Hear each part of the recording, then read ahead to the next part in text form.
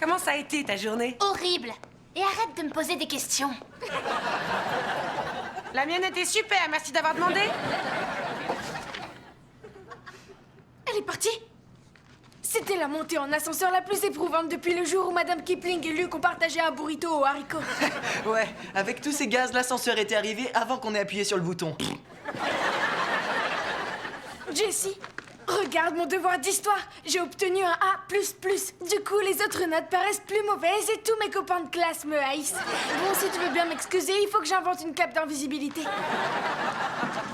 Maintenant, qui va m'aider à m'entraîner pour le karaté? Toi, tu es trop prise, Ravi est bien trop fragile, et franchement, j'ai très peur d'Emma. Oh, Luc, t'as déjà fait du karaté, toi? T'as dû apprendre quelque chose. Oui, à m'échapper du cours pour aller à la pizzeria d'à côté. C'est pour ça que ton haleine sentait l'anchois. Elle est nulle, cette chaise! Très bien, je vais entrer. Si j'y reste, brûle mon journal intime. Pourquoi? Il contient rien de compromettant.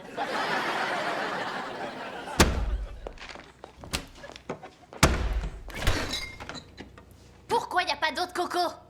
Parce qu'on ne vit pas aux îles Fidji. Emma, c'est pas parce que tu es de mauvaise humeur que tu dois claquer toutes les portes de la maison. Je me suis disputée avec mon professeur de lettres. T'as mal accordé un participe passé? Bah ça va, j'ai dit ça au hasard. Non, c'est seulement parce que je parlais en cours. Elle a pas compris qu'il fallait que je dise à Rina, que Chauncey a dit à Brita, que Lek a dit à Vivica, que Polonito craque sur elle. Personne n'a un prénom normal dans ton école. Sally, ça serait plus facile quand même. Après, ma prof s'est mise en colère parce que je lui ai dit qu'elle est comme le livre qu'on étudie, ennuyeuse et lourde. Rien que ça, je ne vois pas comment elle a pu se vexer. Très bien, dès que tu arrives demain en cours, tu vas la voir dans sa classe pour lui présenter tes excuses. Je peux pas faire ça. Et qu'est-ce qui t'en empêcherait? Elle m'a fait exclure pendant une semaine. C'est pas à moi de nettoyer. Ça m'aurait étonné. J'arrive pas à croire qu'Emma se soit fait exclure. Moi non plus. À votre place, je retournerai au Texas bien vite. Vous dites ça tout le temps, y compris la semaine dernière quand je me suis cogné l'orteil. Et pourtant, vous êtes toujours là.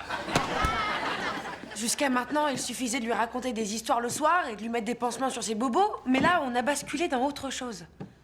Il faut faire intervenir un spécialiste des enfants. Une nounou, par exemple. Ouais, tout à fait. Je vais être plus claire. Je sais pas comment m'y prendre. Faites comme moi. Laissez faire. Après tout, certains enfants sont élevés par des loups et s'en sortent très bien. Ah non, ça c'est faux. Ils deviennent des hommes loups féroces qui passent tout leur temps à faire des trous dans les jardins pour réussir à rentrer dans une bonne fac. Ils ont quand même plus de chances d'y entrer que Luc. Formidable nouvelle! Je viens d'être élu président du club des reptiles. J'ai battu une photo de Godzilla. Génial, pense à changer tes sous-vêtements. Non, mais le problème, c'est que j'ai été trop gentille avec Emma. Il faut que je sois plus comme mon père. Vous allez lui faire porter un sac de 20 kilos et traverser le Rio Grande?